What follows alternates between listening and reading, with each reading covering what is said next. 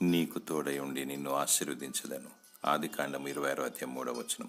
నీవు పుట్టిన మొదలుకొని తోడుగా ఉండి ఆశీర్వదించేవాడు మన దేవుడు. 2000 సంవత్సరాల క్రితం కన్యకైన మరియకు జన్మించి ఇమ్మానుయేలుగా వచ్చాడు. అనగా దేవుడు మనకు తోడు అని అర్థం. మోషే కాలంలో ఇశ్రాయేలు ప్రజల గోడు విని కొండపైకి దిగి వచ్చాడు. మరియు జక్కయ్యతో ప్రభు అయిన యేసుక్రీస్తు నేను నీ ఇంట నుండవలసి ఉన్నదని అన్నాడు. అనగా జీవాధిపతియగు సృష్టికర్త అయిన దేవుడు మనకు పైగా ఉన్నవాడు, మనతో ఉన్నవాడు, మనలో ఉన్నవాడు. ఎక్కడైతే 2-3 ఉంటారో అక్కడ నేను ఉంటానని సెలవిచ్చాడు. అబ్రహాముకు తోడుగా ఉండి కాపాడినవాడు. తన ప్రజలను కాపాడువాడు, కునుకడు, నిద్రపోడు, కనుపాప వలె కాపాడును.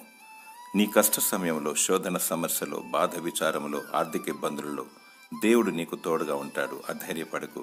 నిన్ను విడిపిస్తాడు, నిన్ను ఆశీర్వదిస్తాడు, నిన్ను తలగా ఉంచుతాడు. దేవుని ఎదుట నమ్మకముగా జీవించు, నిత్యము ప్రార్థించు, నీతి యథార్థత కలిగి దేవుని సేవించు, సాటి మానవుని ఆదరించు. దేవుడు నీకు సదా తోడై ఉండి నిన్ను ఆదరించునుగాక. ఆమేన్.